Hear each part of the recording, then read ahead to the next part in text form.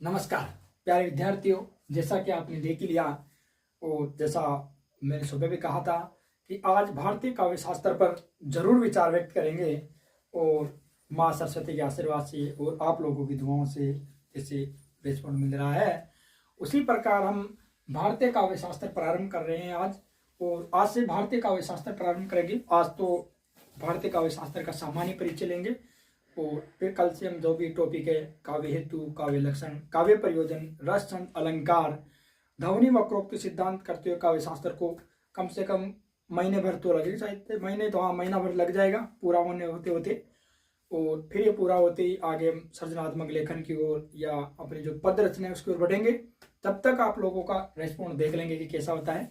और अपनी जो व्याकरण की क्लासेज है वो निरंतर चली रही है और आज पहली क्लास है जो अपनी भारतीय काव्य शास्त्र पर है।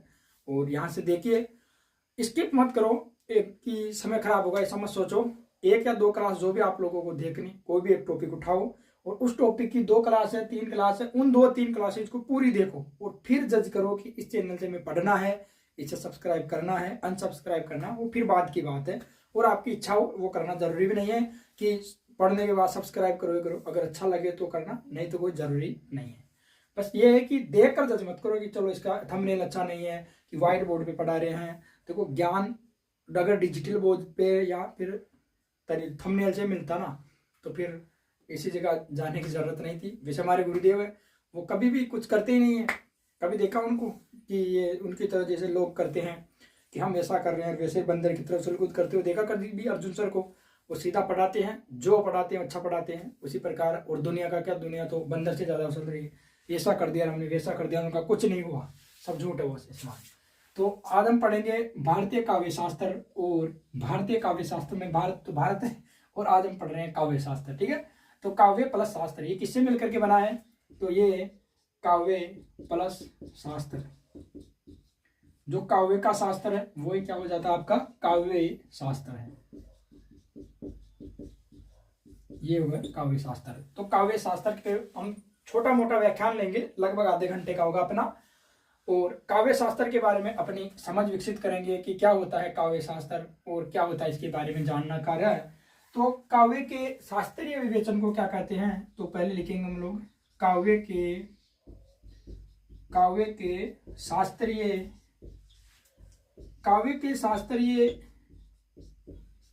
विवेचन को काव्य शास्त्र कहते हैं। काव्य के शास्त्रीय विवेचन को काव्य शास्त्र कहते हैं। शास्त्र से तात्पर्य, देखो शास्त्र से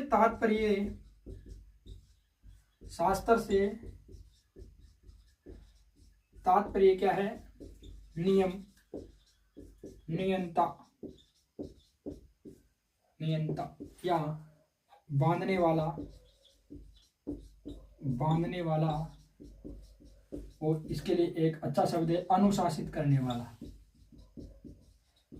अनुशासित करने वाला।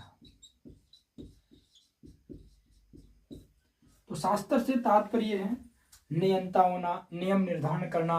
इस काव्य को बांधने वाला है उसे अनुशासित करने वाला। तो शास्त्र क्या करता है? काव्य को अनुशासित करता है, नियमों का निर्धारण करता है। तो काव्य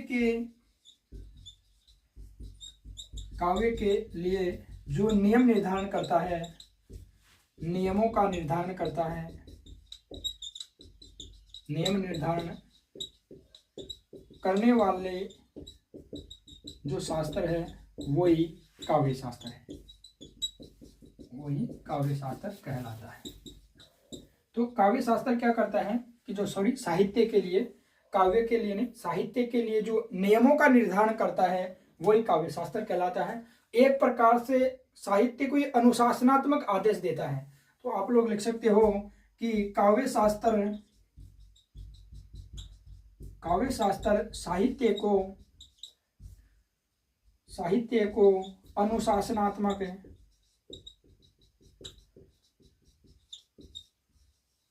अनुशासनात्मक आदेश देता है कि किस प्रकार आपको अलंकार लगाने हैं, किस प्रकार आपको छंद बढ़ाना है, किस प्रकार आपको रस देना है। तो जो काव्य शास्त्री जो अपना साहित्य है जिसमें गद्य पद्य जो रचना आती है उसको अनुशासनात्मक आदेश देता है, वही काव्य शास्त्र होता है। इसके बाद में हम लिखेंगे तो वो है कि जो ये शास्त्र है इसको हम प्राचीन में क्या कहते थे, तो प्राचीन काल में हम इसे अलंकार शास्त्र भी कहते थे ना भाई, शास्त्र को तो कहते थे अलंकार शास्त्र। अब पहले आपको पूरा बताओ तो भारतीय काव्य शास्त्र के लिए नाम ही एक चलता था अलंकार शास्त्र। क्या चलता था? अलंकार शास्त्र, पूरे के लिए अलंकार शास्त्र चलता था। तो हम लिखेंगे कि प्राचीन समय में कि शास्त्र का जो प्राचीनतम नाम था या प्राचीन समय में की बात है, तो ये जो शास्त्र था इसका प्राचीन नाम था अलंकार शास्त्र। क्या था? अलंकार शास्त्र। यानी पहले जो अपना भारतीय काव्य शास्त्र था हम उसको सीधा सा अलंकार शास्त्र कह देते थे कि काव्य शास्त्र क्या है? अलंकार है। मतलब मुख्य चीज पहले अलंकार को मानते थे हम लोग। तो शास्त्र का प्राचीनतम नाम अलंकार शास्त्र है और काव्य शास्त्र क्या है कि काव्य को अनुशासनात्मक जो आदेश देता है वही काव्य शास्त्र है। एक महाशय हुए थे राजशेखर जी, जो आप लोगों ने नाम सुना होगा, जो पहले से अगर साहित्य से जुड़े हुए तो राजशेखर जी का नाम सुना होगा। इन्होंने काव्य शास्त्र के लिए साहित्य विधा शब्द का प्रयोग किया। साहित्य विधा शब्द का प्रयोग किया या साहित्य विधा नाम दिया, एक ही बात है, नाम दिया, लेकिन ये विद्वानों ने स्वीकार नहीं किया। विद्वानों ने इसे स्वीकार नहीं किया, साहित्य विधा शब्द को स्वीकार नहीं किया, विद्वानों ने स्वीकार नहीं किया। अब इसे दूसरी भाषा में कह सकते हो ये प्रचलित नहीं हुआ, एक ही तो बात है, वो प्रचलित नहीं हुआ, क्योंकि अगर लोग स्वीकार कर लेते तो प्रचलित हो जाता, प्रचलित नहीं हुआ। तो राजशेखर जी ने साहित्य विधा शब्द का प्रयोग किया, किसके लिए? काव्य शास्त्र के लिए। तो राजशेखर जी ने अलंकार शास्त्र या काव्य शास्त्र के लिए साहित्य विधा शब्द का प्रयोग किया या नाम दिया, जो क्या नहीं हुआ, या तो स्वीकार नहीं हुआ या फिर प्रचलित नहीं हुआ। इसके बाद में हम लिखेंगे और राजशेखर जी के एक दो कथन और वो लिखेंगे हम लोग। और डस्टर से अच्छा इसे कपड़े से अच्छा होता है साफ ही, इसी से कर रहा हूं मैं। राजशेखर जी ने वांग्मय के दो भेद माने, काव्य और शास्त्र।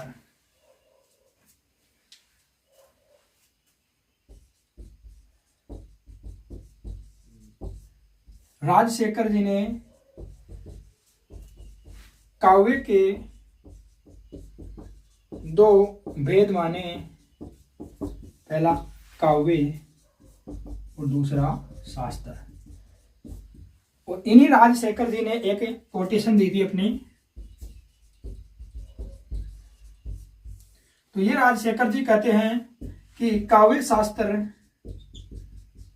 इन्होंने काव्य शास्त्र को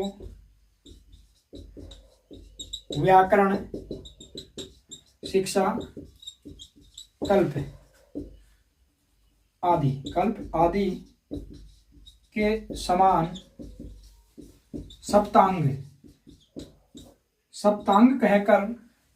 सप्तांग कहकर या स्वीकार करके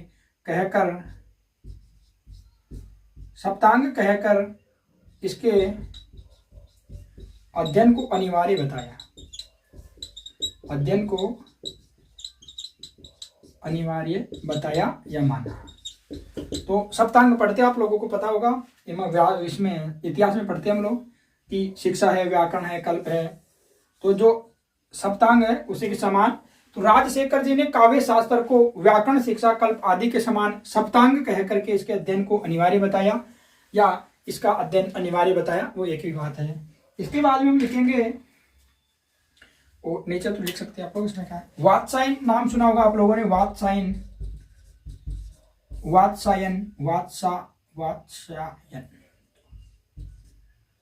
और ये मोदी वात्सायन है। इन्होंने काव्य शास्त्र के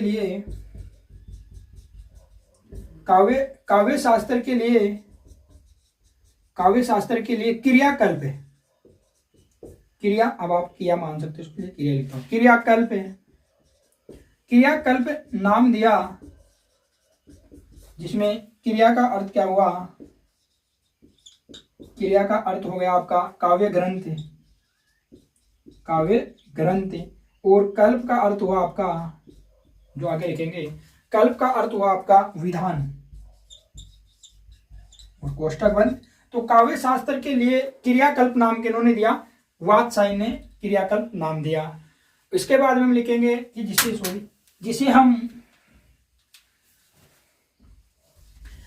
हम क्या कहते हैं कि काव्य शास्त्र कहते हैं, उसे वर्तमान में किन किन नामों से स्वीकार किया जाता है, क्या नाम इसके लिए प्रचलित है।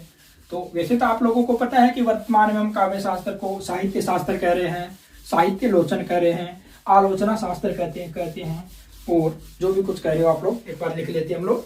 तो वर्तमान संदर्भ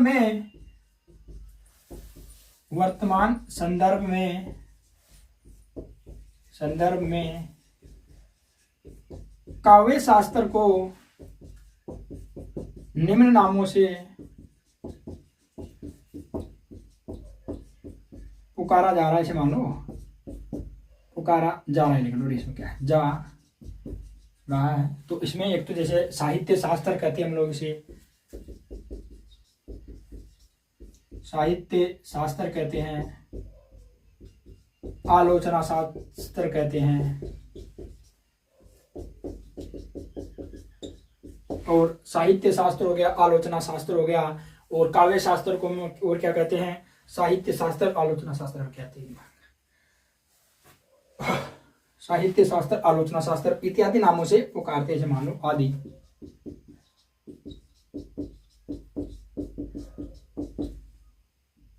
आदि नाम प्रचलित है, सीधा आदि नाम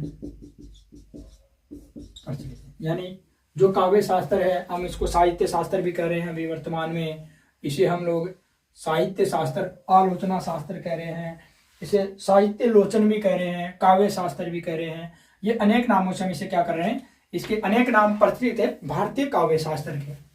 आज हम भारतीय काव्य शास्त्र पर पूरा व्याख्यान और फोकस करेंगे कि क्या है काव्य शास्त्र। तो हम लिखेंगे कि जिसे हम भारतीय काव्य शास्त्र कह रहे हैं, तो जिसे हम भारतीय काव्य शास्त्र कहते हैं, उसका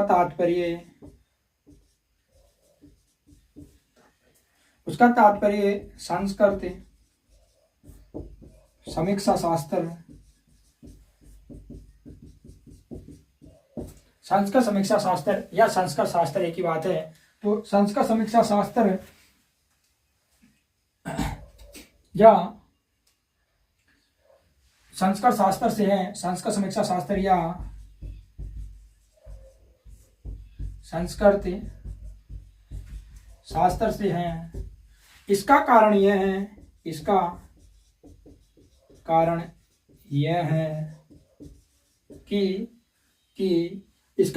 है कि जो संस्कृत समीक्षा शास्त्र है कि संस्कृत समीक्षा शास्त्र भारतवासियों की भाषा का मूल आधार है। भारत जो समस्त भारत के भाषा परिवार है, तो भारत के समस्त भाषा परिवार का मूलाधार है। आप लोग इसे भी लिखेंगे कि जिसे हम भारतीय काव्य शास्त्र कह रहे हैं वर्तमान में, उसी का सीधा सा अर्थ यही है। जो प्राचीन समय में संस्कृत समीक्षा शास्त्र था वो, या जिसे संस्कृत शास्त्र भी करें हम लोग, उसी से था। और इसका कारण क्या था कि जो संस्कृत समीक्षा शास्त्र है, जो वर्तमान में अपना भारत का जो भाषा परिवार है, उसका मूलाधार यही था। इसके बाद में हम आगे लिखेंगे, इसे मिटा सकते हैं, आप स्क्रीनशॉट लेंगे कि आप लोग सोचते होंगे। तो आप लोग देखो, एक साहित्य के अर्थ में, मतलब काव्य शास्त्र का साहित्य के अर्थ में भी प्रयोग लेते हैं हम लोग, इसे काव्य शास्त्र को साहित्य शास्त्र भी कहते हैं। तो एक हलायुद्ध कोश था, हलायुद्ध कोश, वो कुछ इसका साहित्य के अर्थ में एक अर्थ बताता है कि जो साहित्य है हलायुद्ध कोश के अनुसार, वो साहित्य शब्द में श प्रत्यय के योग से निष्पन्न हुआ है, श प्रत्यय के योग से। तो लिखेंगे थोड़ा सा उसको, ब्लैक पेन का यूज लेते हैं। तो लिखेंगे हलायुद्ध कोश, हलायुद्ध कोश। इसके अनुसार हलायुद्ध कोश के अनुसार साहित्य जो काव्य शास्त्र या साहित्य है, तो क्या है कि सहित भाव में, हलायुध कोश के अनुसार सहित भाव में श प्रत्यय, सहित शब्द में भाव तो क्या है, सहित शब्द में श। संस्कृत में पढ़ा होगा आप लोगों ने, नहीं तो यह नाम रख लो, उससे क्या आप लोग याद रखना है कि सहित भाव में श प्रत्यय के योग से, श प्रत्यय के योग से जो आपका साहित्य शब्द निर्मित हुआ है, साहित्य शब्द उत्पन्न हुआ है या निर्मित हुआ है, एक ही बात है, और इसका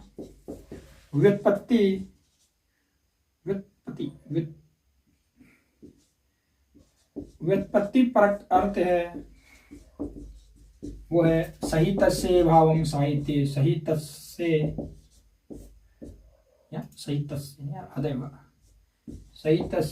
भावम साहित्य, सहितस्य भावम साहित्य, सहितस्य भावम साहित्य अर्थार्थ,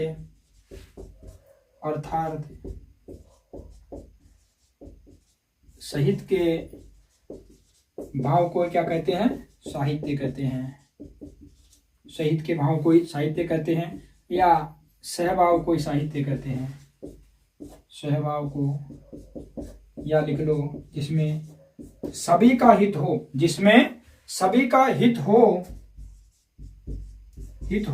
वो साहित्य है, वो क्या है, साहित्य है।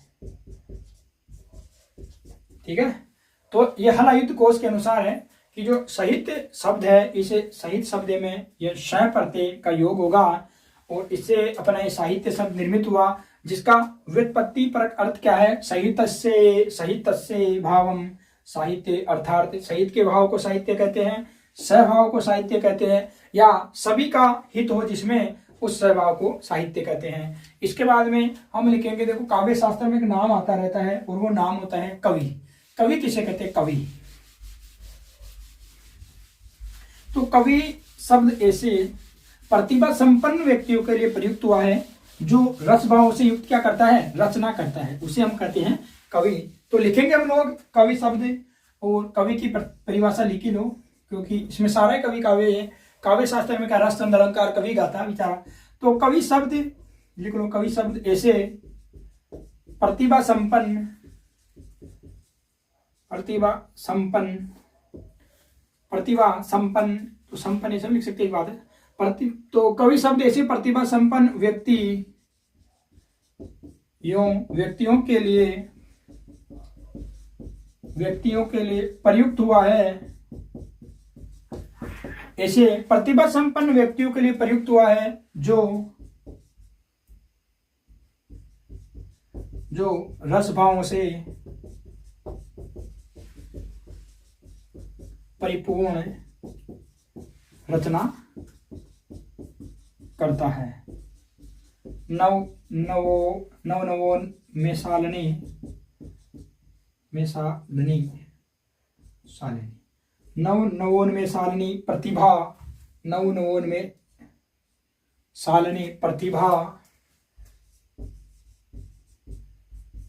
नव में सालनी प्रतिभा एवं वाक्य पूर्णता कहते हैं, उसका याद नहीं आ रहा कि नव में सालनी प्रतिभा एवं वर्णन निपुणता, सॉरी, तो वर्णन है वाक्य नहीं, वर्णन निपुणता,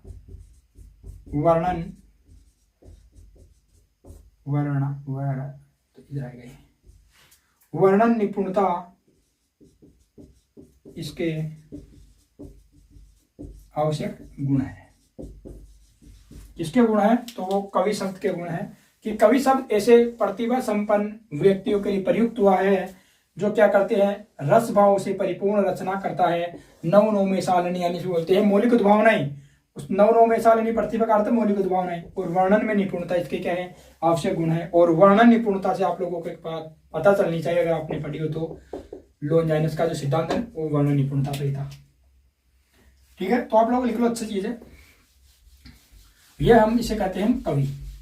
अब हम आगे देखेंगे कि काव्य शास्त्र से क्या क्या मतलब है और क्या क्या इसके छोटे मोटे अर्थ होते हैं, और फिर कल क्या करेंगे हम लोग काव्य शास्त्र पर अच्छे से जो अपने टॉपिक लगे हैं सीधे सीधे उन पर विचार करेंगे।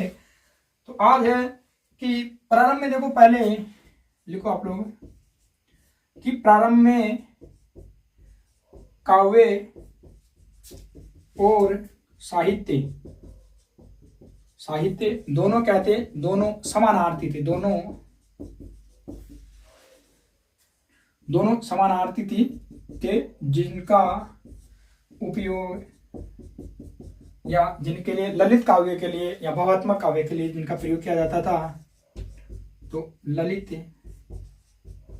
काव्य या भावात्मक काव्य के लिए प्रयोग किया जाता था इनका। कि प्रारंभ में तो जो जब प्रारंभिक था, दूसरी सदी ईसा पूर्व के आसपास में, तो काव्य और शास्त्र दोनों समानार्थी थे। काव्य को शास्त्र कहते थे, शास्त्र को काव्य कहते थे।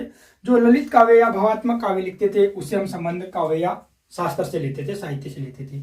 लेकिन वर्तमान में क्या हुआ कि काव्य शब्द, तो लिखो आज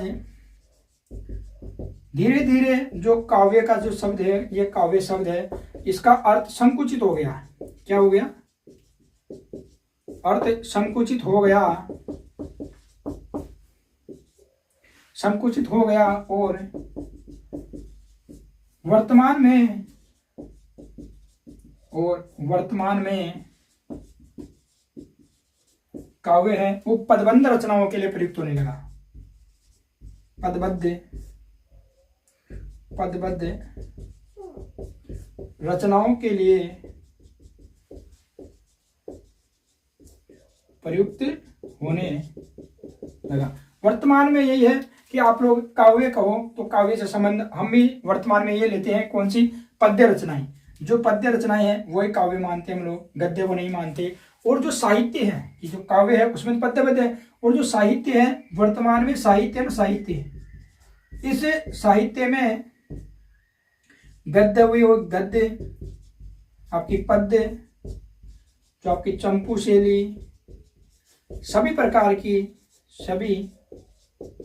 प्रकार की रचनाएं, जो गद्यबद्ध है, जो पद्यबद्ध है, सभी प्रकार की रचनाएं शामिल है। कि वर्तमान में काव्य से अर्थ हम ले रहे हैं पद्यबद्ध रचनाएं, जबकि साहित्य में गद्य, पद्य, चंपू सभी प्रकार की रचनाएं आ रही हैं। अब हम लिखेंगे कि भारतीय काव्य शास्त्र में या संस्कृत जो काव्य शास्त्र है उसमें कौन थे सबसे पहले आचार्य, और वो थे भरत मुनि। भरत मुनि ने नाट्य शास्त्र लिखा और जितने भी विचार प्रकट किए भरत मुनि ने, वो सब नाटक के संबंध में प्रकट किए। जैसे रस भी देखा तो नाटक के संबंध में, वो काव्य गुण भी बताएंगे तो नाटक के संबंध में, अलंकारों पर भी विचार करेंगे तो वो नाटक के संबंध में, और छंद पर भी विचार करेंगे तो वो नाटक के संबंध में, क्योंकि वो कौन से हैं? वो रसवादी आचार्य हैं और हर चीज वो नाटक के संबंध में देते हैं।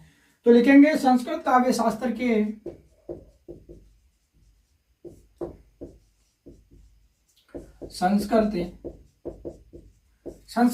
शास्त्र के आदि आचार्य कहते हैं हम, आदि आचार्य भरत मुनि, जिन्होंने नाट्य शास्त्र लिखा, जो दूसरी सदी बिफोर क्राइस्ट, ईसा पूर्व में लिखा। तो संस्कृत काव्य शास्त्र के आदि आचार्य भरत मुनि, इन्होंने नाटक के संबंध में संदर्भ में एक ही बात है, तो नाटक के संबंध लिख लो आप लोग, तो संबंध में विचार प्रकट किए। जबकि दूसरा अच्छा पॉइंट है, जबकि भाम है, ये काव्य के संबंध या संदर्भ लिख लो यार आप लोग। संदर्भ में विचार प्रकट करने वाले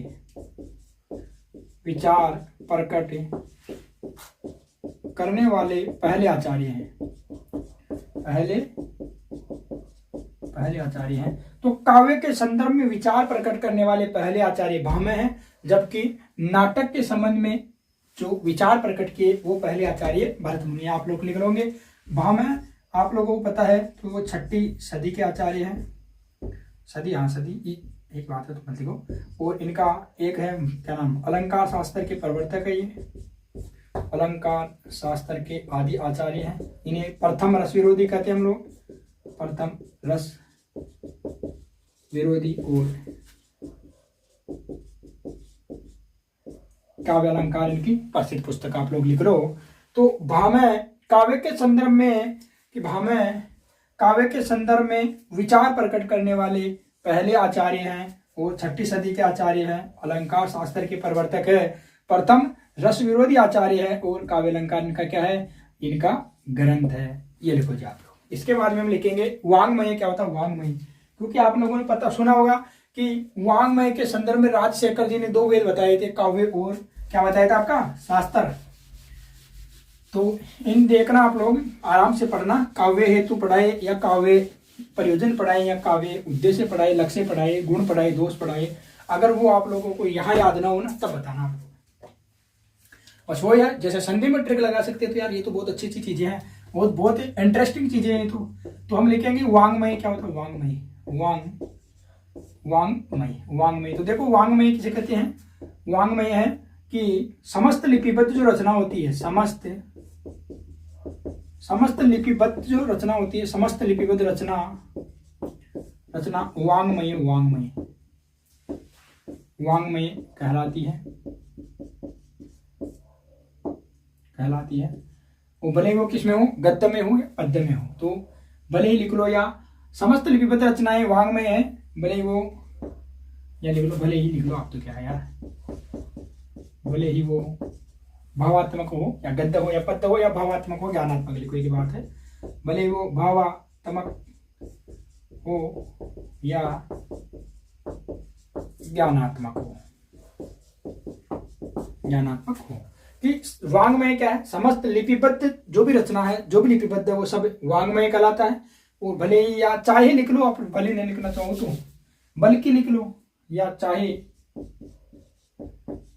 चूंकि लिख लो, उसमें क्या है यार, चूंकि भावात्मक हो या ज्ञानात्मक हो, किसी भी प्रकार की लिपिबद्ध रचना है तो वांग्मय है। और राजशेखर जी ने, एक बार फिर लिख लो आप लोग, जो राजशेखर जी ने है, इसी अर्थ में काव्य के 2 भेद बताए थे। पहला आपका काव्य और दूसरा शास्त्र। ठीक है, अब हम लिखेंगे कि जो भी समस्त प्रकार की रचनाएं हैं जो कैसी है, भावात्मक है, वो कौन सी है, मतलब जो रचनाएं भावात्मक है वो क्या है, हृदय को आनंदित करती थी, आह्लादित करती है। और वो किस में आती है, वो ज्ञानात्मक में आती है। जबकि जो शास्त्र है जिसे हम काव्य कहते हैं, जबकि जो शास्त्र है उसमें आपका खगोल शास्त्र आता है, आपका भूगोल है, आपका जीव विज्ञान है, ये समस्त आते हैं। जो बात शास्त्र में दूषण है, यानी शास्त्र में सौंदर्य, शास्त्र क्या है कि जो शास्त्र जो विषय है इसमें सौंदर्यवाद दूषण है, यानी इसका अवगुण है, वही चीज काव्य में क्या है, वही चीज काव्य में भूषण है, यानी उनका गुण है। तो इस चीज को हम यहाँ लिपिबद्ध करेंगे और लिखेंगे हम लोग कि साहित्य के अंतर्गत भावात्मक है। लिखो आप लोग जल्दी से कि साहित्य के अंतर्गत है, इसी अर्थ में लिख रहे हैं हम लोग। तो साहित्य के अंतर्गत सभी भावात्मक रचनाओं का समावेश है जो हृदय को आनंदित, आह्लादित, हृदय को आनंदित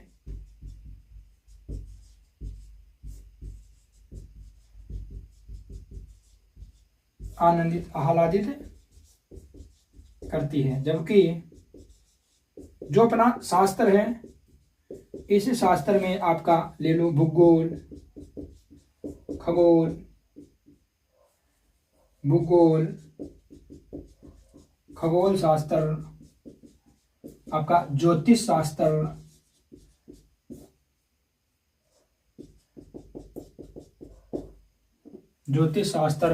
आपका जीव विज्ञान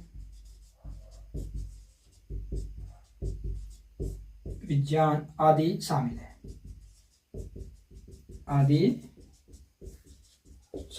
ठीक है।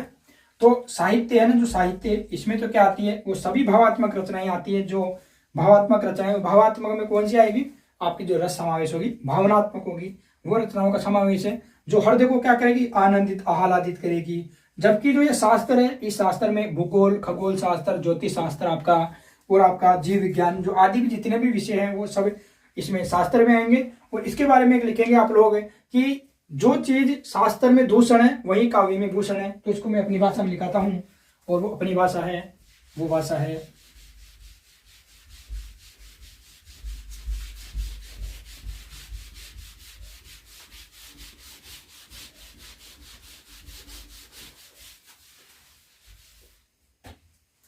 तो लिखेंगे कि शास्त्र में सौंदर्य शास्त्र, जो चीज तो पता नहीं समझेंगे ना आप लोग जो चीज क्या है। तो शास्त्र में ये सौंदर्यवाद लिखो आप लोग कि सौंदर्यवाद आ गया ना, सौंदर्यवाद। तो शास्त्र में सौंदर्यवाद क्या है, दूषण है, दूषण यानी इसका क्या है, अवगुण मान लो कि शास्त्र में सौंदर्यवाद दूषण है, वहीं काव्य में या साहित्य से कहते हो आप लोग, काव्य या साहित्य में वही चीज क्या है, भूषण है। साहित्य में वही, और वही क्या, सौंदर्य शास्त्र। तो वही आप लोग लिख लो सौंदर्यवाद। सौंदर्यवाद भूषण है, भूषण का अर्थ क्या जानते हो, गुण है। कि जो चीज साहित्य में, शास्त्र में दूषण यानी उसका अवगुण है, वही चीज काव्य में क्या है, भूषण है यानी उसका गुण है, और वो चीज क्या है, सौंदर्यवाद। दोनों में चीज पीछते हैं। इसके बाद में हम आप आगे लिखना चाहे तो किसकी परिभाषा लिख सकते हैं। एक हम लिखेंगे डॉक्टर राम कुमार वर्मा की परिभाषा, और इसके बारे में और छोटी मोटी जानकारी तो बहुत हो गई। और फिर एक काव्य का विवेचन देखेंगे हम लोग, और फिर आज का वीडियो में यही समाप्त करेंगे। तो आप लोग लिखो कि डॉक्टर राम कुमार वर्मा, और इनसे पहले एक छोटी सी लिख सकते हैं हम लोग, लिखना चाहूँ तो, कि इसी संदर्भ में है, और वो है मम्मट की परिभाषा में आप लोग लिख सकते हो। और मम्मट भी अच्छे हैं। मम्मट इनका काव्य प्रकाश है, आप लोगों को पता होगा क्योंकि सभी विद्वान साथी होंगे, और ये आप लोगों को पता है तो रसवादी आचार्य हैं, ये रस का समर्थन करते हैं। तो ये क्या कहते हैं कि काव्यम लोकोत्तर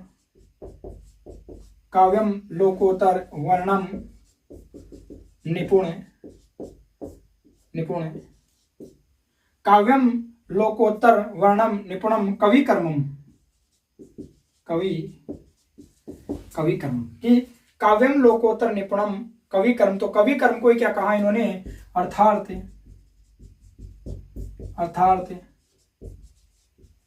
कवि कर्म को ही क्या कहा इन्होंने, काव्य कहा, काव्य। लिख लो, अच्छी परिभाषा है।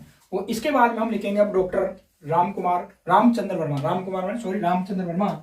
और डॉक्टर रामचंद्र वर्मा की लिखेंगे। और वो कहते हैं भाई साहब रामचंद्र वर्मा, और वो कहते हैं कि जो शास्त्र होता है, लिखेंगे डॉक्टर रामचंद्र वर्मा। तो डॉक्टर रामचंद्र वर्मा क्या कहता है कि काव्य समाज की चित्तवृत्तियों का, रामचंद्र वर्मा कहते हैं कि काव्य समाज की चित्तवृत्तियों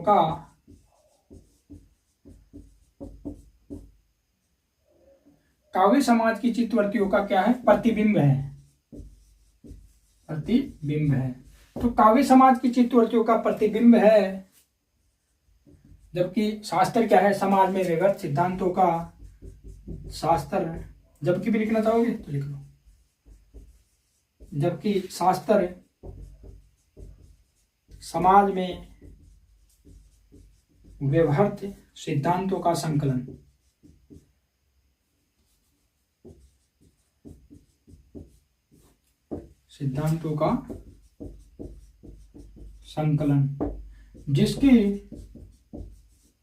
जिसकी काव्य में भावाभिव्यक्ति होती है,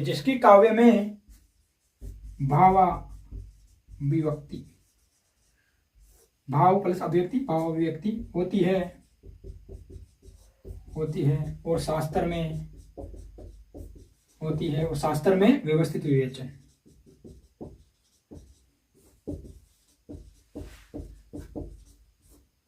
अब इससे हम सुंदर सी परिभाषा लिख सकते हैं कि काव्य शास्त्र क्या है। देखो, काव्य समाज की चित्तवृत्तियों का क्या है, चित्तवृत्तियां कि समाज की चित्तवृत्तियां क्या है, उनका प्रतिबिंब है। और वास्तव में सही कि समाज में क्या घटित हो रहा है वो काव्य में देख सकते हैं हम लोग। जबकि जो शास्त्र है ये समाज में व्यवहारिक जो सिद्धांत है, समाज में क्या नियम है, उनका जो संकलन है वही शास्त्र है, जिसकी काव्य में क्या होती है, भावों की अभिव्यक्ति होती है, जबकि शास्त्र में इनका व्यवस्थित रूप से विवेचन होता है। इस प्रकार काव्य शास्त्र क्या है कि काव्य में नियमों का निर्धारण करने वाले जो शास्त्र होते हैं उसे काव्य शास्त्र कहते हैं। और इसी के आधार पर एक अच्छी सी परिभाषा लिखेंगे हम लोग, बहुत बढ़िया प्यारी प्यारी वो सुंदर सी, वो लिखो कि काव्य का निर्धारण करने के लिए, काव्य का निर्धारण करने के लिए जो शास्त्र होता है, तो इसके कैसे लिखेंगे हम लोग कि काव्य का निर्धारण करने के लिए जो साहित्य को अनुशासनात्मक आदेश देता है, तो उसको सीधी भाषा में कैसे लिखे यार, याद नहीं आ रहा कि काव्य का निर्धारण करने के लिए, काव्य का निर्धारण करने के लिए शास्त्र का जो अनुशासनात्मक आदेश होता है, यार क्या हुआ याद नहीं आ रहा कि क्या होगा, काव्य का कि काव्य पर नियंत्रण निर्धारण करने के लिए, हाँ सॉरी, काव्य का निर्धारण नहीं, काव्य पर नियंत्रण होगा, इसलिए गलत हो रहा है ना। काव्य पर नियंत्रण करने के लिए, काव्य पर नियंत्रण, काव्य पर नियंत्रण, काव्य पर नियंत्रण करने के लिए नियमों का निर्धारण, ये उल्टा होगा ना, इसलिए नियमों का निर्धारण है। तो काव्य पर नियंत्रण करने के लिए नियमों का निर्धारण करने वाले शास्त्र को काव्य शास्त्र कहते हैं। शास्त्र को काव्य शास्त्र कहते हैं। लिख लो, काव्य शास्त्र को अनुशासनात्मक आदेश देता, शायद लिखा दिया होगा, फिर भी आप लोग लिख लो, अलग से पॉइंट है ये कि काव्य शास्त्र को अनुशासनात्मक आदेश देता है, अनुशासनात्मक आदेश देता है। लिखा तो दिया हुआ है, याद तो है, फिर भी लिख लो, अच्छी बात है। तो यह है कि काव्य पर नियंत्रण करने के लिए, जो भी निर्धारण करने के लिए जो नियम बनाता है वो शास्त्र बनाता है, और वो काव्य शास्त्र है।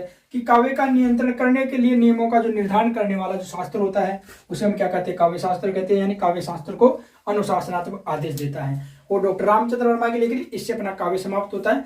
एक हम देखते हैं काव्य का विवेचन, तो 10-15 मिनट लगेगा, उसको भी देख लो आप लोग। चीज अच्छी चीज है कि काव्य का विवेचन, और काव्य का विवेचन दो स्वरूपों से होता है, एक तो काव्य का शरीर मानते हैं और एक काव्य की आत्मा। तो इन दो आधारों को हम देखेंगे, और दो आधारों को देखते हुए फिर आप पूरा होगा जो भी काव्य पे ना हो जाएगा। और फिर कल से हम करेंगे काव्य शास्त्र का मेन टॉपिक स्टार्ट। वैसे काव्य के बारे में सत्य असत्य अगर पूछना चाहिए हो तो यहाँ से भी एक क्वेश्चन बना सकता है। और बहुत सारी साथियों से बात हुई मेरी, मैंने पूरा पेपर देखा नहीं क्योंकि अपने गुरुदेव ने करवा दिया था, सो इसलिए कि इस बार पेपर अच्छा आया है काव्य का। तो लिखेंगे फर्स्ट ग्रेड का पेपर अच्छा आया, बताओ काव्य का स्वरूप विवेचन।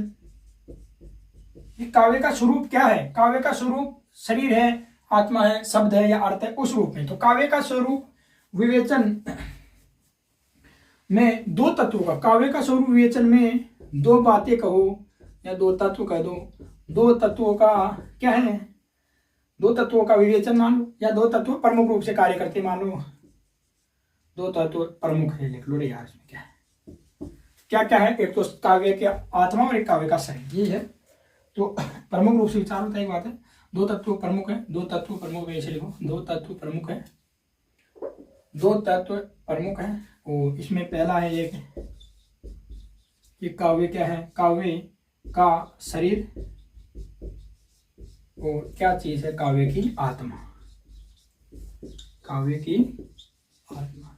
और बस इस पे विचार करते हुए हम अपना आज का व्याख्यान समाप्त करेंगे कि काव्य का शरीर कौन मानते हैं, काव्य को आत्मा क्या मानते हैं। और उसमें हम लिखेंगे कि जो ये काव्य का शरीर है उस पर आधारित काव्य का जो स्वरूप है, इस पे हम तीन भागों में बांटते हैं। तो लिखेंगे काव्य के शरीर पर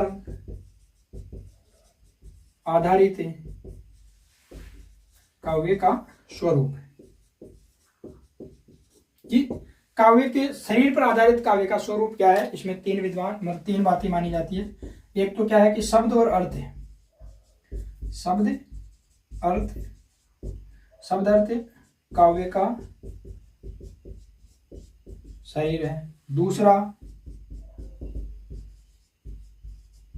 कि केवल अर्थ काव्य का शरीर है। और तीसरी बात है कि केवल शब्द काव्य का शरीर है।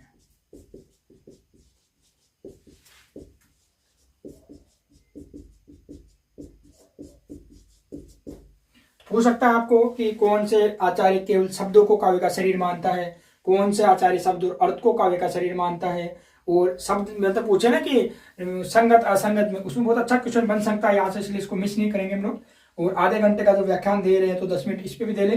तो हम पढ़ेंगे शब्द और अर्थ को काव्य का शरीर मानने वाले। पहला टॉपिक डालेंगे हम लोग कि शब्द और अर्थ को काव्य का शरीर कौन मानते हैं, और वो लिखेंगे हम लोग। तो नंबर 1 पे डालो शब्द और अर्थ को दोनों को काव्य का शरीर कौन मानता है। तो पूरा का पूरा कपड़ा ही ब्लैक हो गया घिसते घिसते यार। वो जो अपना डस्टर उससे अच्छा पोछा ही नहीं जाता, वो यहीं कहीं फैलाता है उसको, तो उसका जो आगे वाला कपड़ा वो उतर गया, तो अच्छा साफा ही नहीं कर रहा। अब जिस दिन सिटी में जाऊंगा उस दिन लेके आऊंगा। तो नंबर 1 पे लगाएंगे हम लोग कि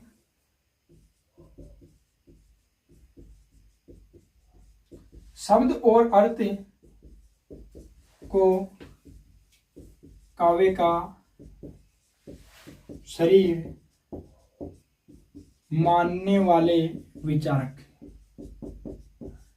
कि कौन शब्द और अर्थ दोनों को काव्य का शरीर मानते हैं।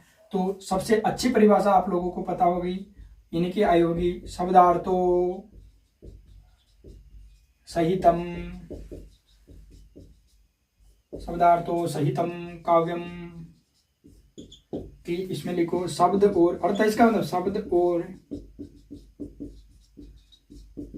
अर्थ का सहभाव क्या है, काव्य। आचार्य भामा कहते हैं शब्दार्थो सहितम काव्यम, के शब्द और अर्थ का सहभाव काव्य है। और दूसरे महान विचारक, ये भी सुना होगा आप लोगों ने, कुंतक भाई साहब। और कुंतक क्या कहते हैं, तो कुंतक कहते हैं कि वक्रोक्ति सॉरी कवि व्यापार वक्र शालिनी बंधे प्रतिभा, कुछ ऐसा कहते हैं, याद नहीं है ना। कुंतक हाँ शब्दार्थो सहितम, सुनो शब्द और अर्थ बोल रहा ना, तो याद नहीं आता यार कभी कभी। शब्दार्थो सहितम ऐसे भी लिख सकते हो आप लोग, और ऐसे भी लिख सकते हो, इसे सन एक ही बात है। तो आप इसी प्रकार अब के बारे में लिख लो। शब्दार्थो सहितम वक्र कवि व्यापार शालिनी बंधे, वक्र कवि व्यापार शालिनी नी है यहाँ नी, शालिनी बंधे व्यवस्थितो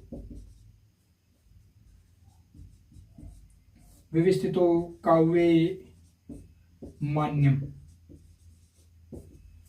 कि शब्दार्थो सहितम वक्र कवि व्यापार शालिनी बंदे व्यवस्थो काव्ये मान्यम।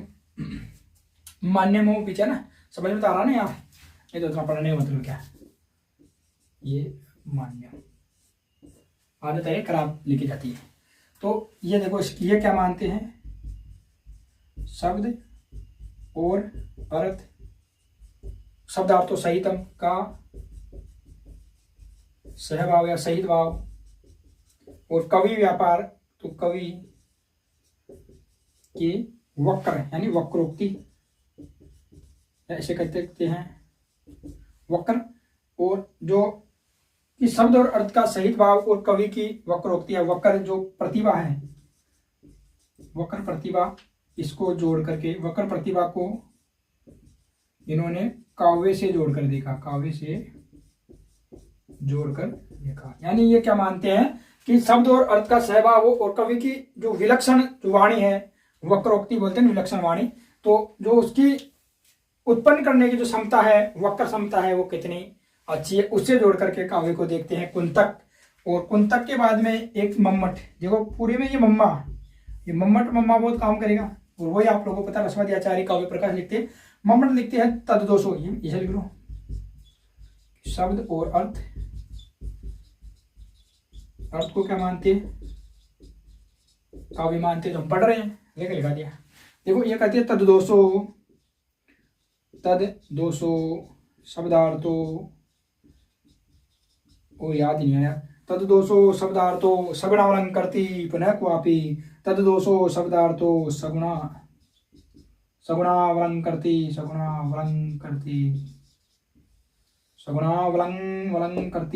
तो तद दोषो शब्दार्थो सगुणावलंकर्ति और पुनः क्वापि, अरे इनको याद करने के लिए 4 बार बोलना पड़ता है तब याद होती है।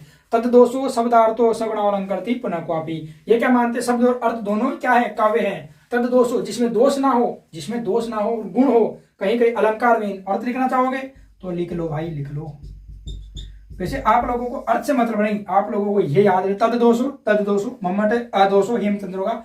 इनको जब काव्य पढ़ाएंगे तो अच्छी तरीके से याद करूंगा। मैंने किस प्रकार याद किया था कि भामा में शब्दार्थ है, कुंतक में वक्र कवि व्यापार है, क्या है, नहीं तो वक्र कवि व्यापार तो एक जगह और बताऊंगा आप लोगों को, लेकिन अभी तो आप लोग ये करो। तो इसका अर्थ क्या है कि शब्द और अर्थ है, तो यानी सीधा लिखो कि दोष से रहित और गुणों से सहित जो शब्द और अर्थ है, शब्द अर्थ, और जिसमें क्या हो कि दोष से रहित हो, गुणों से अर्थ हो, शब्द अर्थ हो, लेकिन कहीं कहीं क्या ना हो, अलंकार ना हो, सगुणा अलंकार, गुणों से युक्त लेकिन अलंकार विहीन, कहीं कहीं अलंकार विहीन, कहीं कहीं अलंकार विहीन काव्य क्या है, अलंकार विहीन ही काव्य है। कि तद दोषों, कि दोषों से रहित, गुणों से सहित जो शब्द अर्थ है वो, लेकिन कहीं कहीं अलंकार विहीन हो, वही काव्य है, ये मानते हैं आचार्य मम्मट। और इसके बाद में हम परिभाषा लिखेंगे, और वो परिभाषा है हेमचंद्र की। और हेमचंद्र कहते हैं अदोषो सगुणो सालंकारो शब्दार्थ काव्यम। लिख लो जी, फटाफट लिख लो, नहीं तो फिर दोबारा ये परिभाषा ऐसी है कि एक बार निकल जाती है दिमाग से तो फिर वापस नहीं आती। तो फिर काम वीडियो रोक करके आप लोगों को दिखाइए, लाइव हो तो फिर भी कुछ ना कुछ करें, दिखा दे रोक के, तो क्या करिए, या तो वीडियो बना रहे हैं तो ये रुकेगा नहीं, सीधा सीधा पूरा होगा तभी रुकेगा। तो अब किसके लिख रहे हैं हम लोग, हेमचंद्र की। और हेमचंद्र, और आप लोगों को पता भी टॉपिक वही चल रहा, शब्द और अर्थ को काव्य मानने वाले दोनों। तो ये कहते अदोषो सगुणा सालंकारो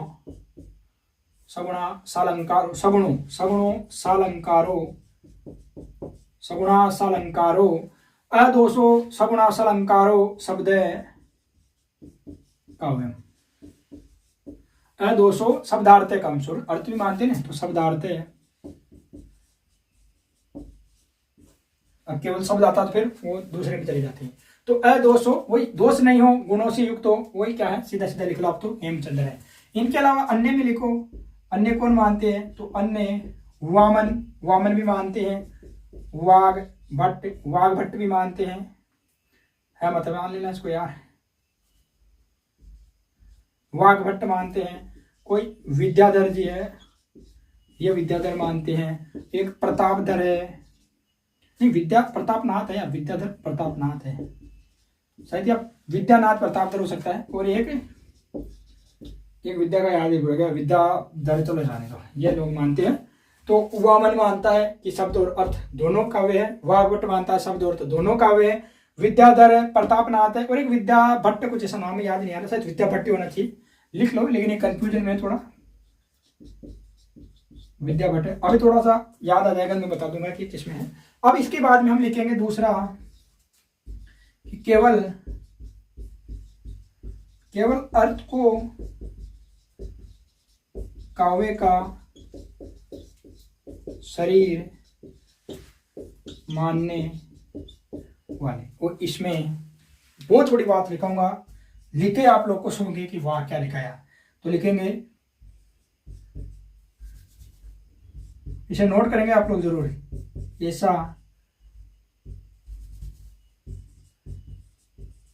ऐसा मानने वाले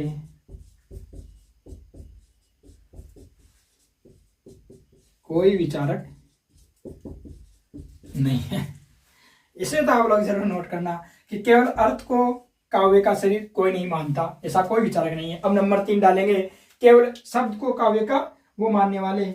और सॉरी, इसमें गलती हो गया था, अब याद आ गया, ये विद्यानाथ है, ये विद्यानाथ है, बोल रहा था मैं नाथ धर्म, और ये प्रतापधर है। तो ये तो है विद्यानाथ और ये है प्रतापधर, सही थी है। विद्या भट्ट का और अभी याद आती मैं बता दूंगा आप लोगों को, अभी याद आ नहीं रहा यार, क्या था रे, देखो एक वामन था, वाघ भट्ट था, याद आ भाई, याद आ। विद्याधर विद्यानाथ था, विद्याधर अरे विद्याधर विद्यानाथ, प्रताप भट्ट था, प्रतापधर था, ये फिर गलत हो रहा यार, याद आ भाई, याद आ। ये था विद्यानाथ, विद्याधर, देखो ऐसे था ये, प्रताप रुद्र था, प्रताप रुद्र था, और ये विद्याधर था। अब की बार सही है, 100% सही है।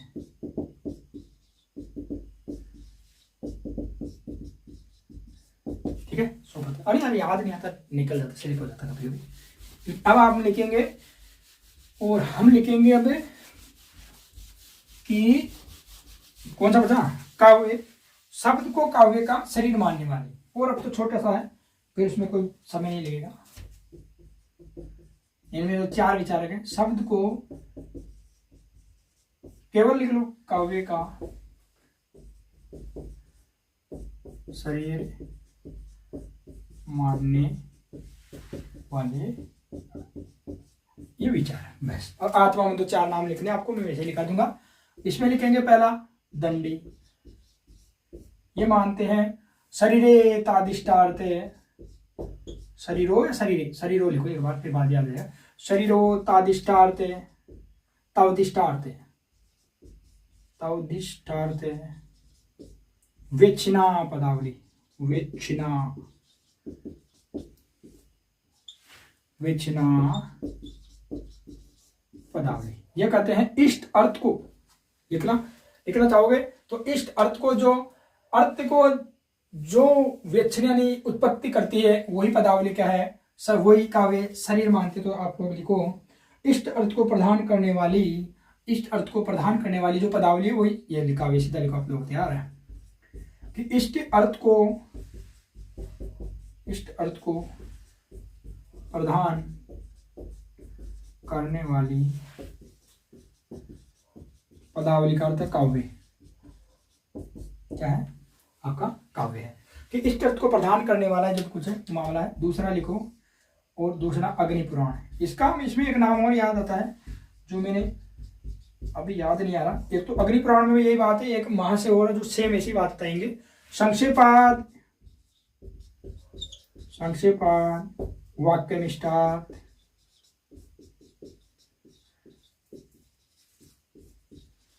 विच्छिन्ना पदावली।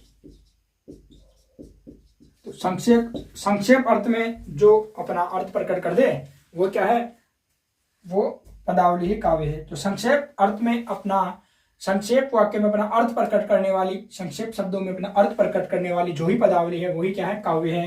तो इसका भी हिंदी अर्थ लिखना चाहो आप लोग तो लिख सकते हो। वैसे ज्यादा कोई जरूरी तो है नहीं कि संक्षेपाद, वाक्य निष्ठार्थ, विच्छिन्ना पदावली आप लोग लिखो ही लिखो, लेकिन लिख सकते हो आप लोग। ये लो जी, इग्लो में रखा जा रहा है। संक्षेप अर्थ में,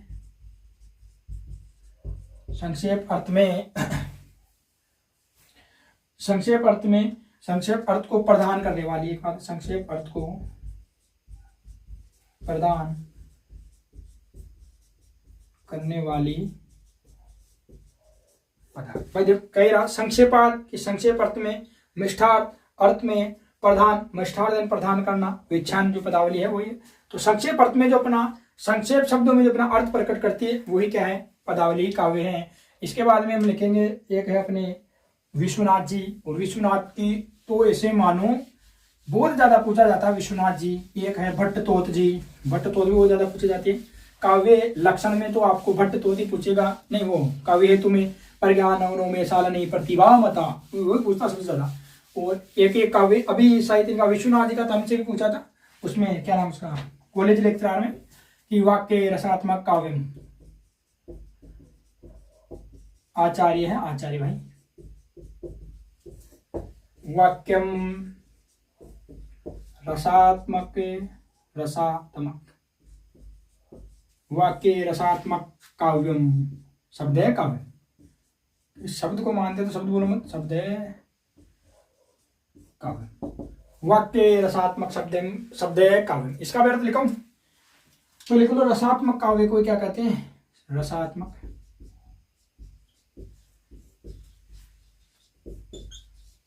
रसात्मक काव्य क्या है यार, रसात्मक शब्द काव्य की बात है। और इसके बाद में कौन सा आ गया, दंडी आ गया यार, याद नहीं आती तो दंडी आ गए। और हमने लिख लिया अग्निपुराण, विश्वनाथ, और एक है पंडित राज जगन्नाथ, पंडित राज जगन्नाथ, इसको पंडित जगन्नाथ राज भी कह सकते हो। और ये बहुत अच्छे आचार्य हैं। ये कहते हैं भाई साहब कि ये क्या कहेंगे, तो ये कहते हैं कि रमणीयार्थ प्रतिपादिक शब्द है काव्य, रमणीयार्थ प्रतिपादिक शब्द है काव्य, रमणीयार्थ प्रतिपादिक शब्द है काव्य, रमणीयार्थ रमणीयार्थ प्रतिपादिक शब्द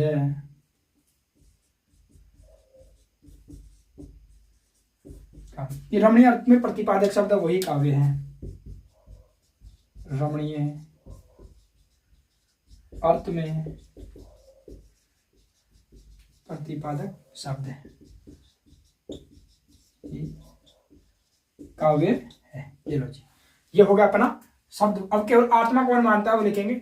इसका अगर सही लिखना चाहो तो आप लोगों को, मुझे इतना याद है कि रसात्मक काव्य ही क्या है, काव्य है, रसात्मक काव्य ही काव्य है, या जो रसात्मक शब्दों से युक्त काव्य है वही काव्य है, एक ही बात है, काव्य ही काव्य है। या ऐसा भी लिख सकते हो कि रसात्मक शब्दों से युक्त काव्य ही काव्य है, लिख लो। तो रसात्मक शब्दों से जो युक्त है वो काव्य ही काव्य है। अब इसके बाद में हम लिखेंगे क्या, काव्य की आत्मा। कि देखो शब्दों को मानने वाले तो हो गए और शरीर तो हो गया, अब आत्मा पे बात चलाएंगे थोड़ी सी। कि दूसरा जो विवेचन था और उसमें तो इसमें तो हम सीधा लिखेंगे, ज्यादा समय भी खराब नहीं करेंगे, क्योंकि इनके तो जो मानते हैं आत्मा उनके तो पूरी रस उन्हें सिद्धांत पढ़ेंगे हम लोग, तो इसमें ज्यादा समय नहीं खराब करें। और लिखे तो काव्य की आत्मा मानने वाले विचार लिख लो। और सबसे पहले लिख लो आपको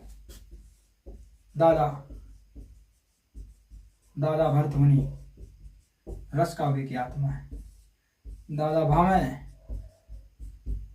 अलंकार काव्य की आत्मा है। पूरा लिख लो भाई, नहीं तो फिर ढूंढते रह जाओगे। दंडी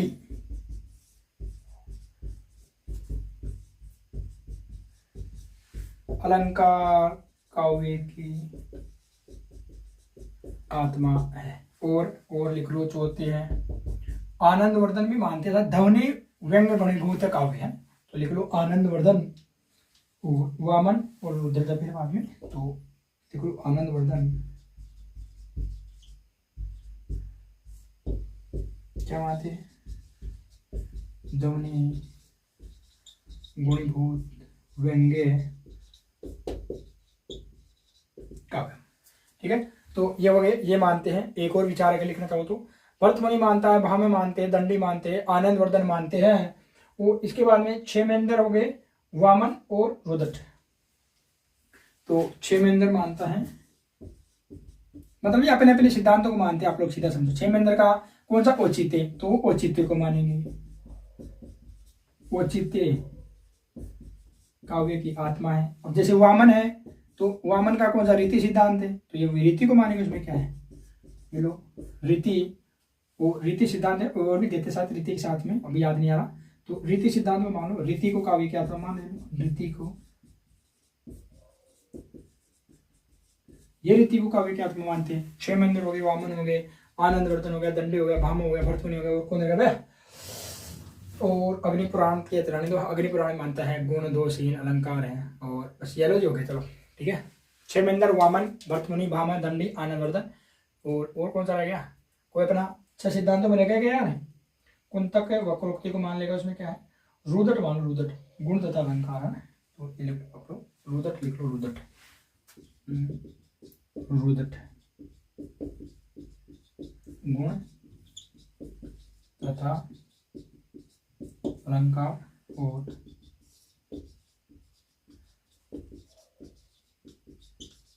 कुंतक मानता है वक्रोक्ति को। जी ये समाप्त हो गया और स्क्रीनशॉट लेंगे आप लोग इसका जल्दी से। और अब हम क्या पढ़ेंगे उन पे विचार करते हैं थोड़ा सा। ये तो अपनी काव्य क्या है उस पर चलिए चर्चा। अब आप लोग देख सकते हो कि इतने में तो लोग पढ़ा दिए अलंकार पूरे। जब तो वो बता देते फिर कौन से अलंकार में, दृष्टांत अलंकार में बता दिया उन्होंने, सॉरी उदाहरण अलंकार में बता दिया उन्होंने, प्रेक्ष अलंकार। चलो ये लिखते हैं भारतीय काव्य शास्त्र, ये लो जी भारतीय काव्य शास्त्र या समीक्षा शास्त्र संस्कृत।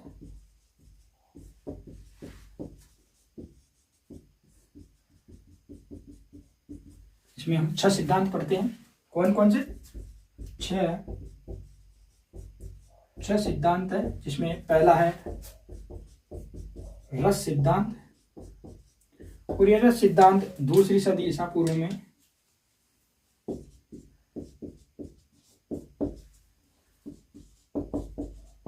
सबसे लोकप्रिय,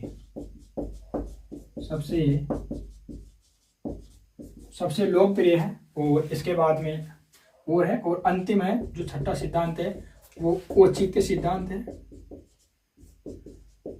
औचित्य सिद्धांत 11वीं सदी में। और ये सबसे कम लोकप्रिय मानो, कम लोकप्रिय। अगर सबसे अधिक लोकप्रिय हुआ तो रस सिद्धांत और कम हुआ तो ये। अब 6 सिद्धांतों के एक सारणी बनाते हैं, फिर लास्ट रूप देते हैं बस आज की क्लास को। लिख गया? जकास, लिखते रहो आप लोग। अभी आप देखो रात की 11 बजे, लगभग 11 बजने वाली है, वीडियो बना रहा हूँ। तो ऐसा है कि इतनी सुबह सुबह वाले एनर्जी तो रहती नहीं, लेकिन क्या करें, बना देता हूँ मैं आप लोगों के लिए। तो हम इसमें लिखेंगे एक तो विचारक का नाम, नहीं विचारक नहीं, इसको आचार्य कहेंगे लोगों को। तो ये हो जाएगा आचार्य का नाम, ठीक है। जैसे पहले नाम पर हम लिखेंगे भरत मुनि। नंबर 2 पे हो जाएंगे भामह। नंबर 3 पे हो जाएंगे, भामह के बाद में दंडिने उन तक का वक्रोक्ति वामन। नंबर 4 पे होंगे कुंतक का वक्रोक्ति नया आनंद, सॉरी ये आएगा। नंबर 5 पे लिखेंगे आनंदवर्धन।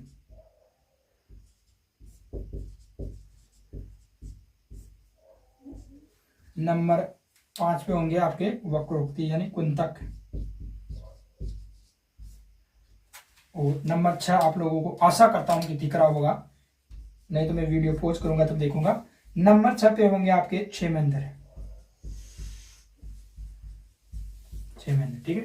तो ये हो गया आपका एक रो। दूसरा लिखेंगे हम लोग सदी के, किस सदी के हैं। जैसे ये दूसरी सदी के हैं, सॉरी दूसरी सदी ईसा पूर्व के हैं। भामह 6वीं सदी के हैं।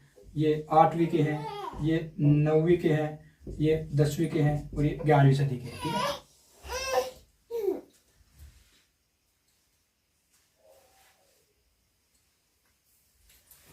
सॉरी बेबी उठ गई।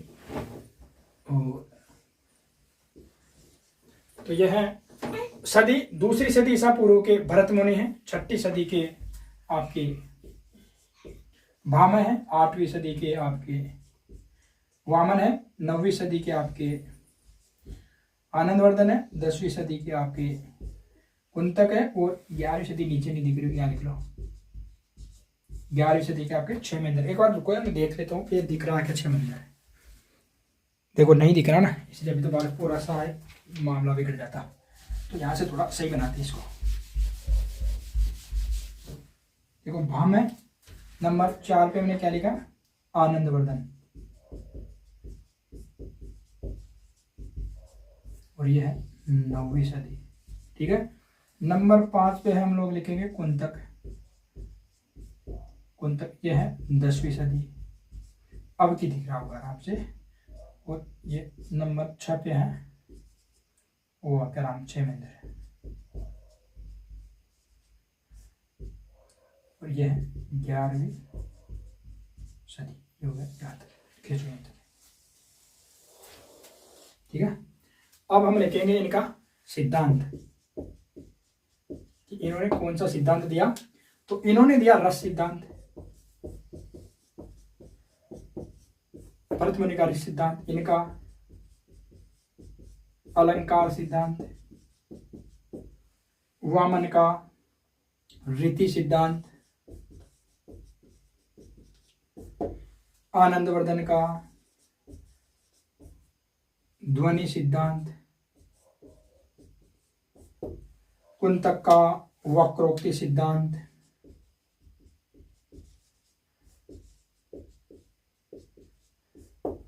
और क्षेमेंद्र का औचित्य सिद्धांत।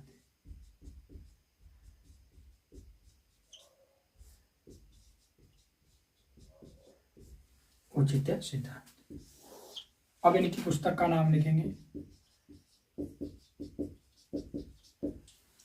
और इनका है नाट्य शास्त्र,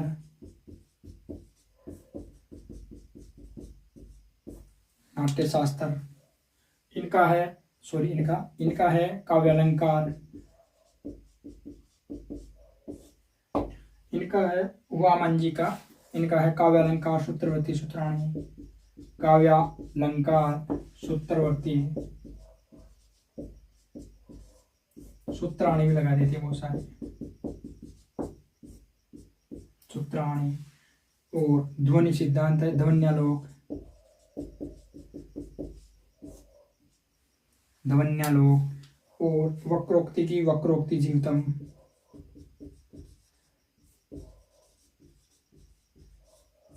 और औचित्य की है कवि कंठावरण विचार, कवि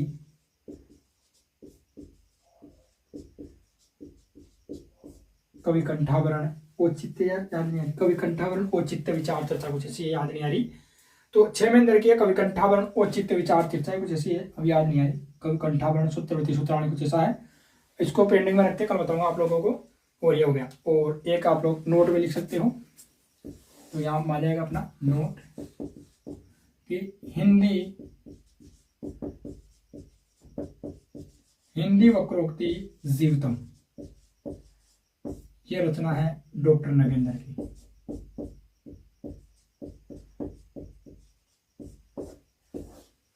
डॉक्टर नगेंद्र, हिंदी वक्रोक्ति जीवितम नगेंद्र की है। अब आप लोग देख सकते हो भरतमुनि 2वीं सदी रस सिद्धांत नाट्य शास्त्र लिखा, भामह 6वीं सदी अलंकार सिद्धांत काव्य अलंकार लिखा, वामन 8वीं सदी रीति सिद्धांत काव्य अलंकार सूत्रवती सूत्राणी लिखा, आनंदवर्धन 9वीं सदी ध्वनि सिद्धांत ध्वन्यालोक लिखा, और कुंतक 10वीं सदी वक्रोक्ति सिद्धांत वक्रोक्ति जीवितम लिखा, और क्षेमेंद्र 11वीं सदी औचित्य सिद्धांत कवि कुल कंठावरण विचार चर्चा कुछ ऐसी याद नहीं आ रहा अभी, कवि कंठावरण विचार चर्चा औचित्य विचार चर्चा कुछ ऐसी नाम है, जिसको पेंडिंग में रखते हैं, कल पहली क्लास में बताऊंगा। अब देखो मिस हो गई तो हो गई, अब नहीं आएगा याद। और इसी के साथ आज का क्लास करते हैं हम लोग समाप्त, और इसको स्क्रीनशॉट ले। और थोड़ा सा एक और जानकारी दे देता हूँ, शायद वीडियो तो बहुत लंबा हो गया, इसी के लिए माफी चाहता हूँ वीडियो के लिए, लेकिन इसके बारे में हमने क्या थोड़ा अच्छी जानकारी ले ली, तो बाद में हमें कहीं पर भी परेशान होने की जरूरत नहीं होगी। और हम क्या पढ़ेंगे, बस यही है, ये देना है। तो हम एक तो पढ़ेंगे काव्य लक्षण, दूसरा पढ़ेंगे हम लोग काव्य उद्देश्य, ऐसे कहते आप लोग काव्य प्रयोजन। एक हम पढ़ेंगे काव्य हेतु, एक हम पढ़ेंगे काव्य गुण, एक हम पढ़ेंगे काव्य दोष, एक हम पढ़ेंगे शब्द शक्ति। इधर बताता हूं, पढ़ेंगे हम लोग रस, अलंकार, छंद, फिर बाद में हम पढ़ेंगे हम लोग वक्रोक्ति, ध्वनि सिद्धांत। ये प्रकार होगा अपना। और ये लगभग से लगभग आप लोगों की, मुझे नहीं लग रहा कि ये 30 क्लास में पूरी हो जाए, ये 35 से 40 क्लासेज लेगी जरूर। लेकिन ये है कि आप लोग इन 35 से 40 क्लासों को देख लोगे तो 99% आप लोगों को क्वेश्चन यहीं से मिलेगा। और पुराने पेपर, अभी वर्तमान में फर्स्ट ग्रेड में हुआ जो पेपर, अभी कोई होगा उन पेपरों को यहाँ से मिला लेना। राजस्थान के अलावा आप यूजीसी के मिला लेना, आप लोग पीसीएस अलग कोई असिस्टेंट प्रोफेसर है, कोई हरियाणा प्रोफेसर है, कहीं के मिला लेना। और काव्य लक्षण है, काव्य उद्देश्य है, ये 2 दिन की क्लास होगी, ये शायद 2 दिन में मिट जाएगा, ये 1 दिन में हो जाएगा। काव्य गुण है तो गुण 2 दिन में लेंगे, दोष 1 दिन में ले लेंगे, शब्द शक्ति 2 दिन में होगी, और रस 10 दिन में होगा, अलंकार 5 दिन में होगा, छंद 2 दिन या 3 दिन में मानो, वक्रोक्ति 3 दिन में मानो, और ध्वनि 3 दिन में मानो। 3 6 9 15 15 2 3 4 5 6 7 8 9 10 10 10 20 25 25 और 10 35 बता रहा हूँ ना, 35 से 40 क्लासेस तो 100% होगी, तब जाकर के अपना अच्छी तरीके से बढ़िया गहराई से पढ़ेंगे इसे मानो। और ये शिक्षा जय हिंद जय भारत, धन्यवाद, पढ़ते रहिए।